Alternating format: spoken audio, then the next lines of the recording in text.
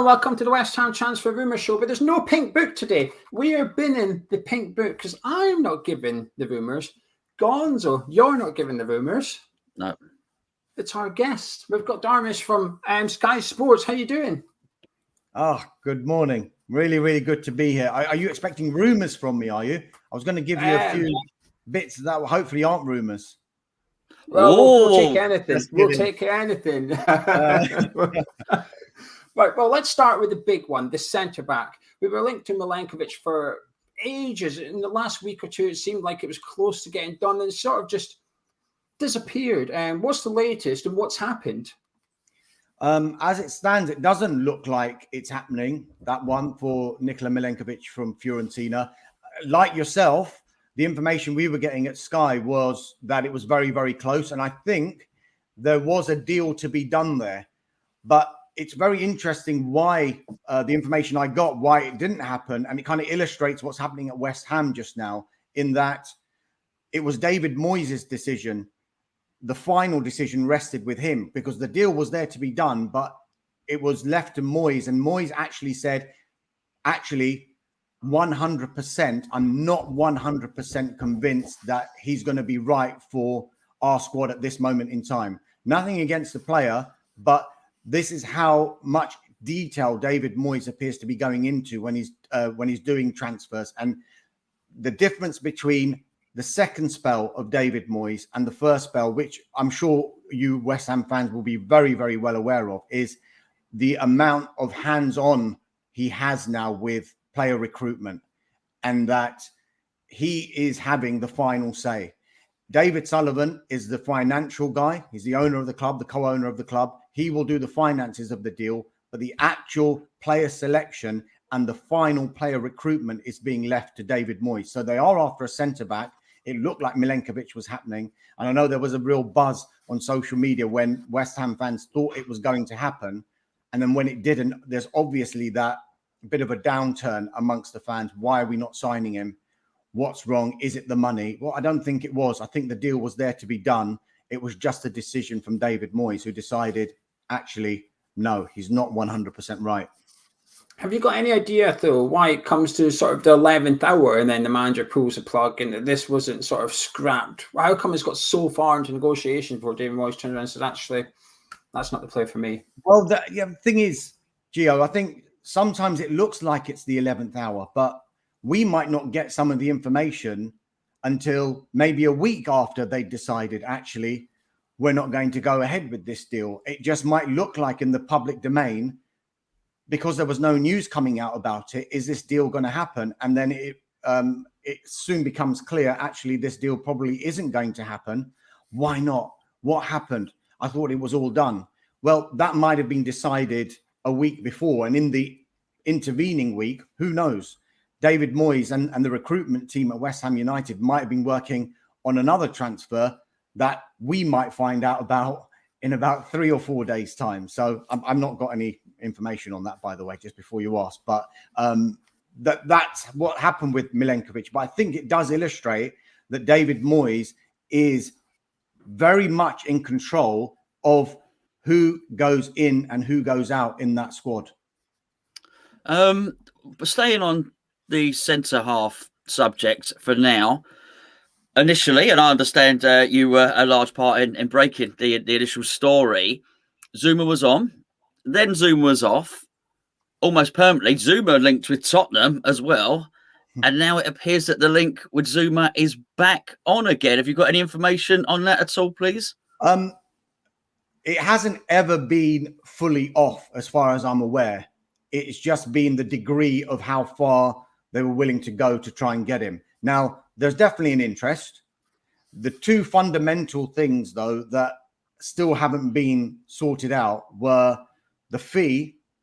I think Chelsea wanted in the region of £25 million, and the personal terms. And Zouma's on quite a bit of money at Chelsea. The added complication is that Chelsea themselves are after a central defender. Now, this all came about when the link with Jules Koundé appeared.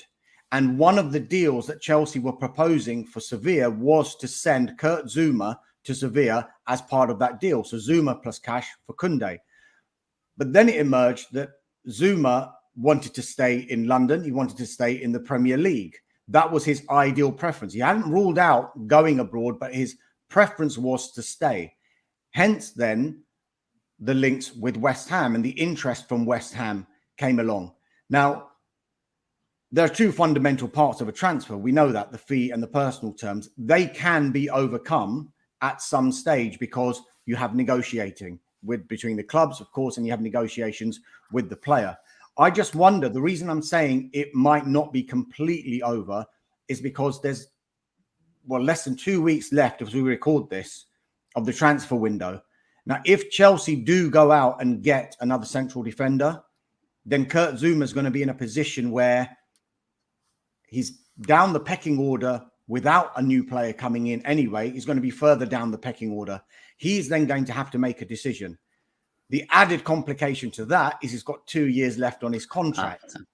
Now, one thing I would say about Chelsea, they're very, very clever in the business and in the transfer market. They do their business very, very well, especially with players who are entering the final 1 or 2 years of their contract. The number of times you hear of a player from Chelsea going on loan, but they announce that they've signed an extension to their contract first before they send them out on loan. One happened just yesterday. Michy Batshuayi on his 5th loan to Besiktas. But Chelsea announced that they'd extended his contract by a further year. And they've done that once before when they sent him to Palace. And all that does, he had 1 year left on his contract. It means he'll go on a season-long loan, but he'll still be under contract when he comes back to Chelsea. So he'll have 1 year left. Now, if he was to do well at Besiktas then might think, we want to sign him permanently. Now, if he'd run down his contract, Chelsea aren't going to get any money. But Chelsea are always thinking ahead. And that's why people say, goodness me, they've just spent close to £100 million on Romelu Lukaku. But what people have to understand as well, that during the window, various deals that they've done to get wages off the bill, to get transfer fees for the likes of Olivier Giroud, who was entering the final year of his contract, they're recouping a lot of this money.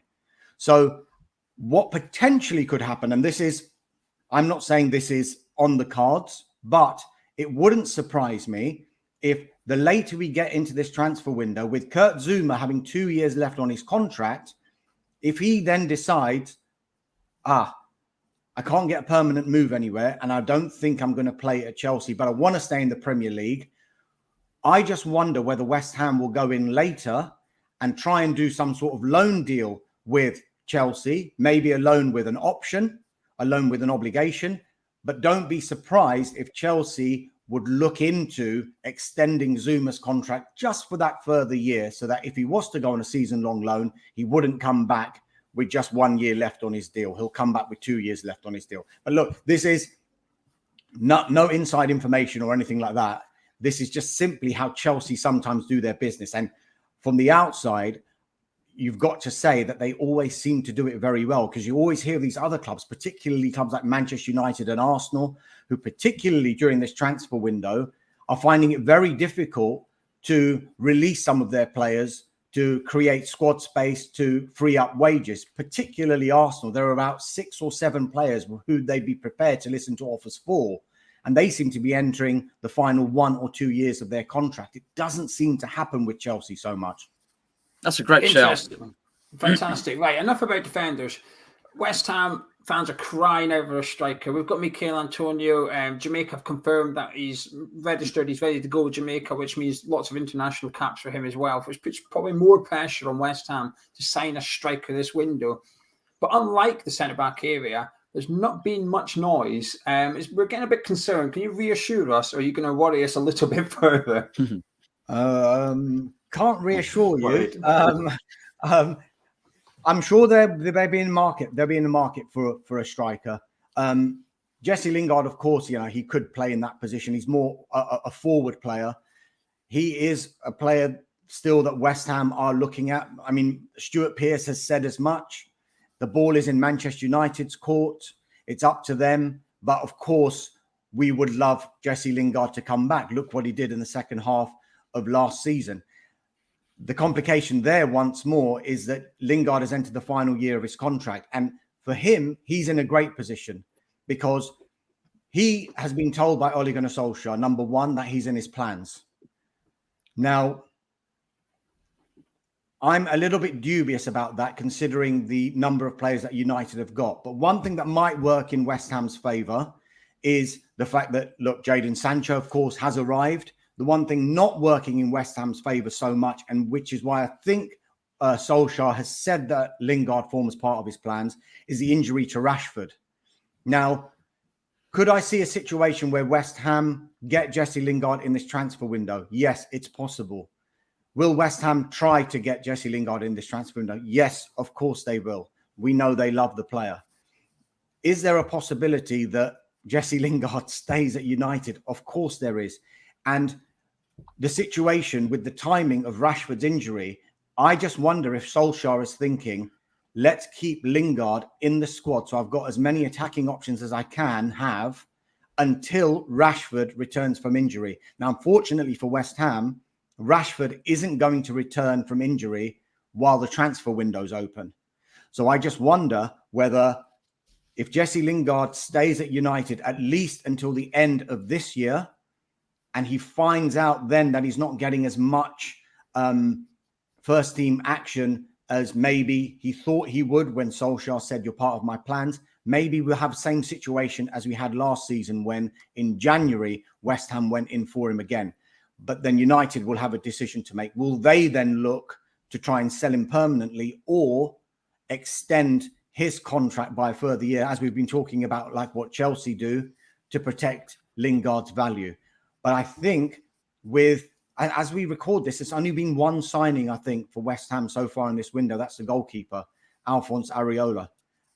They are in the market. We know they're in the market for a central defender, and they're definitely in the market for Jesse Lingard. I expect a central defender to come in, and I expect them to go all out to try and get Lingard.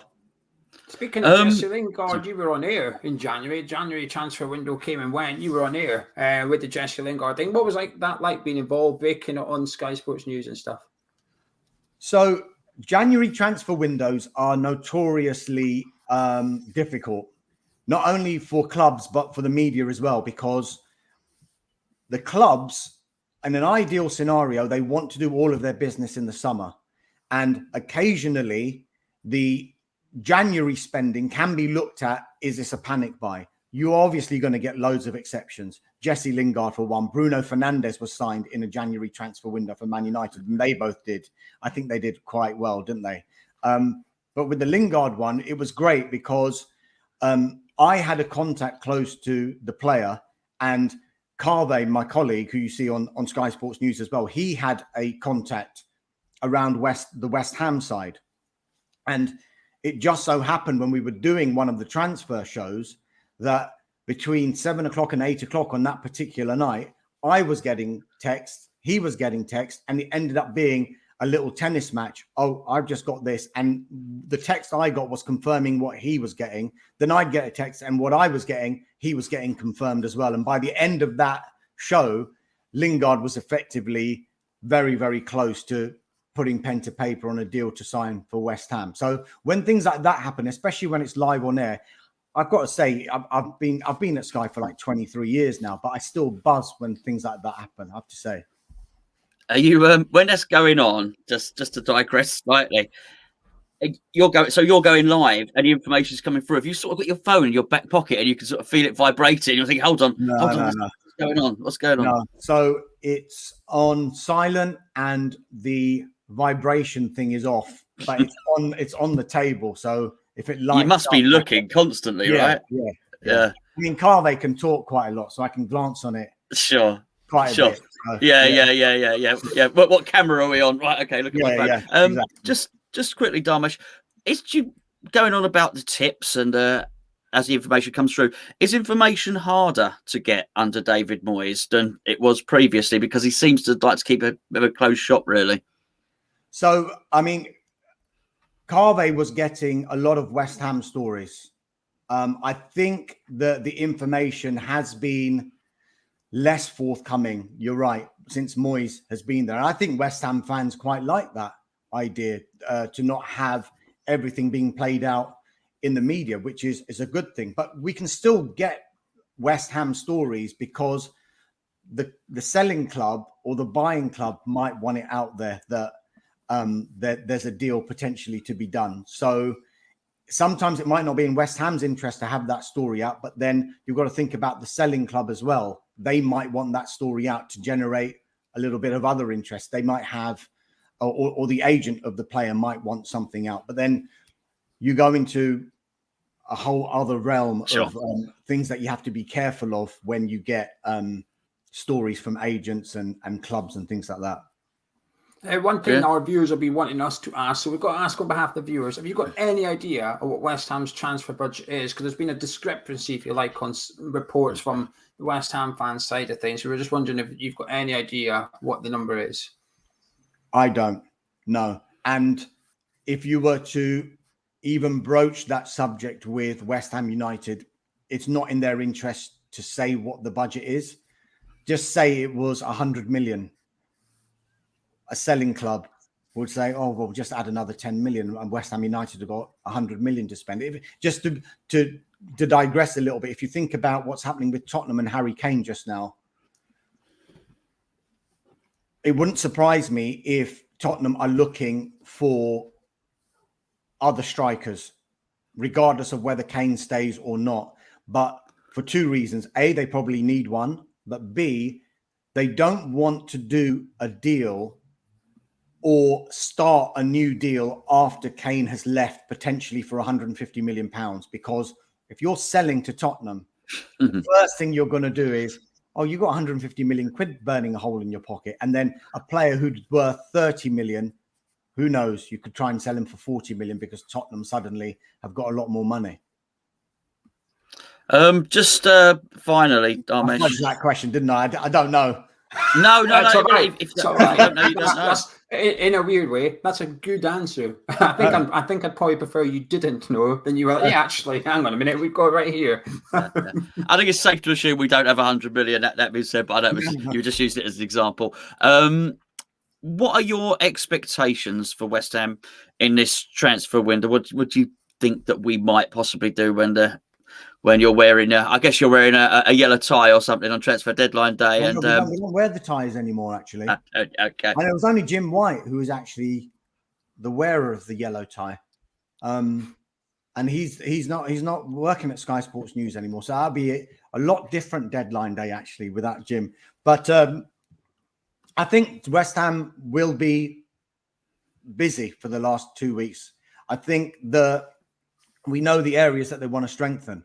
That they've done one area in the goalkeeper, central defender, and a striker or an attacking player. I mean, that second one looks like you can replace. They want to sign a forward or an attacking player with. They want Jesse Lingard, but of course that's going to be very dependent on what Manchester United want to do. With regard to the central defender, they're in the market for 2 or 3. And the names we've mentioned before, Milenkovic, Kurt Zouma, Coletta Carr as well. Or is there another player that hasn't come to the fore yet? Because sometimes you find when clubs are doing transfers and you speak to agents and you speak to clubs, sometimes they don't mind a certain player being out in the media because behind the scenes they're working on a completely different deal, which is brilliant. I think that when as much as I would like to think, oh, I wish we'd got that story, there was one this transfer window when Danny Ings went from Southampton to Aston Villa. Nobody had written anything about Ings going to Villa. And it was like back in the day, you guys probably aren't old enough, but when you're watching teletext and CFAX, when Gonzo's old enough. Yeah, I am. When the page changes, and that's how you got your news, or you got your news on the back page of a newspaper the following morning. It just doesn't happen now. But that one, the first we'd heard of it was when Aston Villa released a press release. Delighted to say Aston Villa have signed Danny Ings from Southampton. Right? What? Where has this come from? So, West Ham could be doing something like that, because as you mentioned before, it's much more difficult since David Moyes has taken a firmer control on player recruitment to get stories from West Ham. Fantastic. Love that. Well, there you go. This is episode 1. We've got episode 2 out tomorrow. We'll be putting him in the hot seat again, but this time about his role as a Sky Sports news reporter. We've done the West Ham stuff. Now it's to do him, the man, the Sky Sports man himself. And that'll be out tomorrow. But if you've enjoyed this episode, drop a like on Sky when you're around here. Don't forget to check out the Dimitri Payet podcast that myself and Gonzo featured on, along other well-known names. We'll catch you in a bit.